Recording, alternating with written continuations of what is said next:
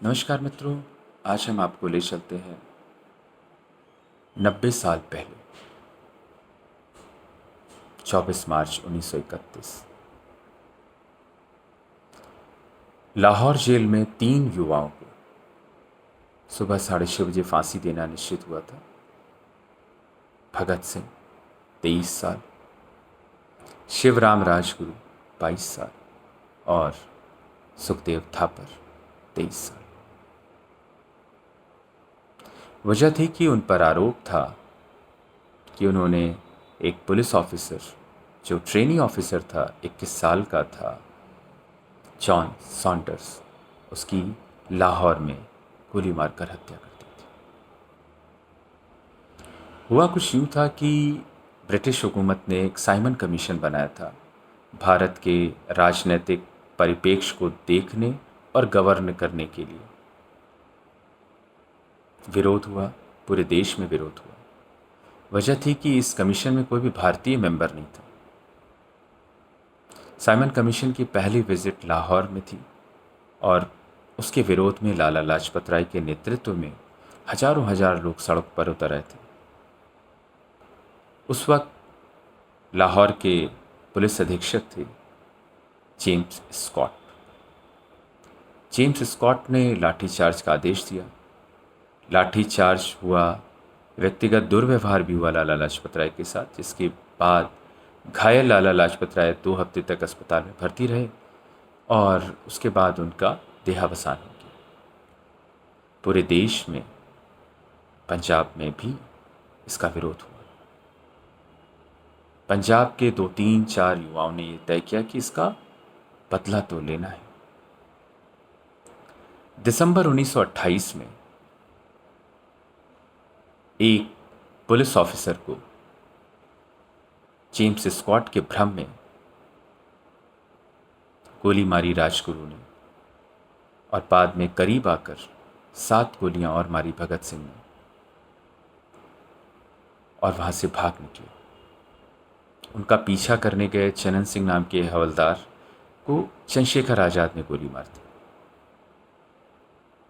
बाद में पता चला कि जिसे गोली मारी वो सॉन्डर्स थे, जॉन सॉन्डर्स, जेम्स स्कॉट ने।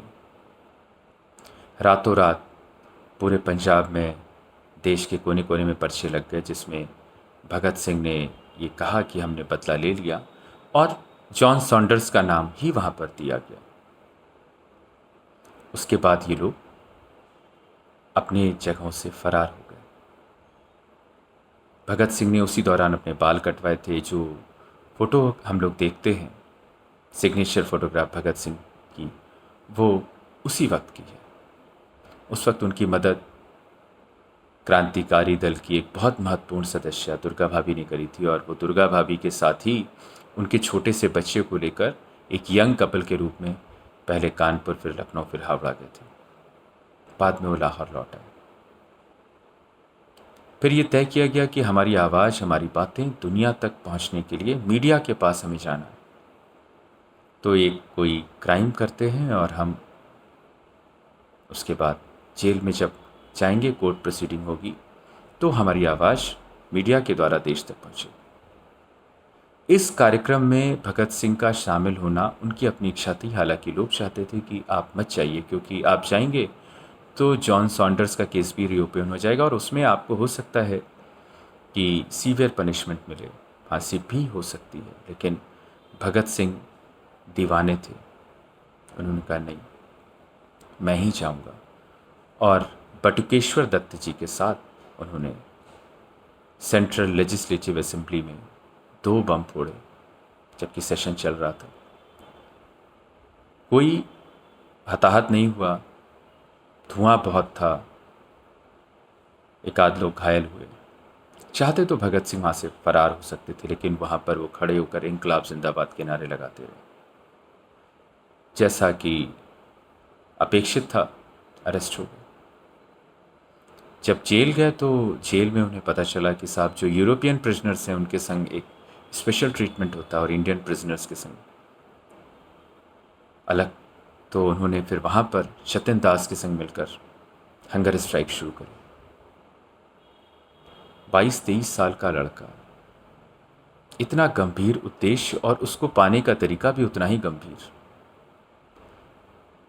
फिजिकल टॉर्चर तो करते ही थे पुलिस वाले, लेकिन साथ में पूरे कमरे में तरीके तरीके से स्वादिष्ट व्यंजन बना के कमरे में रख देते थे। जगों में पानी की जगह दूध भर देते थे उनको तोड़ने के लिए।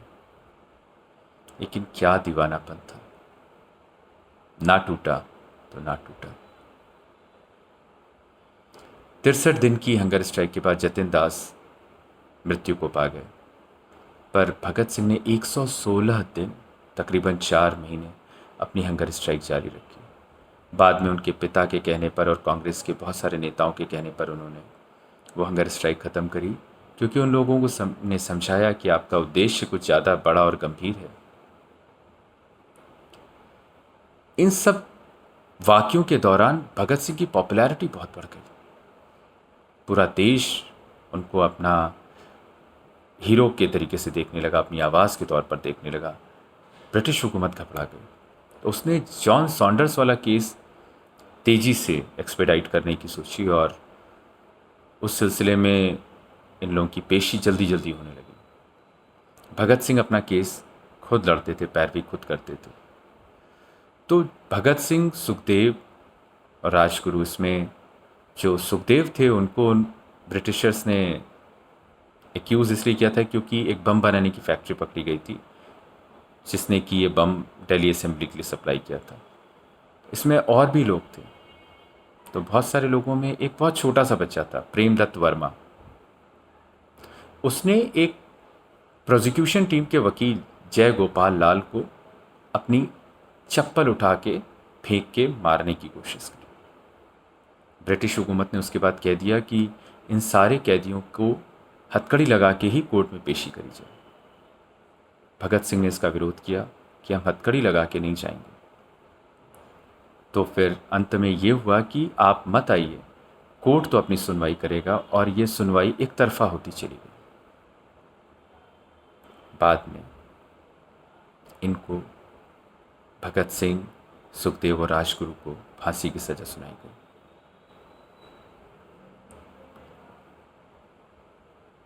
इन लोगों का देश के भीतर इतना ज़्यादा सम्मान था कि ब्रिटिश हुकूमत भी घबरा गई और उसने 24 मार्च 1931 को सुबह 6:30 बजे जो नियत की थी फांसी की तारीख और समय, उसको 11 घंटे पहले खिसका के 23 मार्च 1931 को शाम को 6:30 बजे ने फांसी दे दी और 10 किलोमीटर दूर जाकर सतलज नदी में इनकी राख को प्रभावित कर दिया। वो जुनून, वो समय किसी भी देश के लिए इतिहास के पन्नों को पलटते समय गर्व की अनुभूति देता है। आज जब हम युवाओं को अपने देश की संपत्ति का अपनी वजहों से, अपने विरोध के तरीकों में शामिल करते हुए नुकसान करते देखते हैं तो दुख होता है। देश को ऐसे ही युवा जोश की ज़रूरत है जो देश से इस कदर प्रेम करे कि अपने विरोध में अपने देश का, देश के लोगों का, देश की संपत्ति का कभी भी नुकसान न करे, न करने दे। जय हिंद।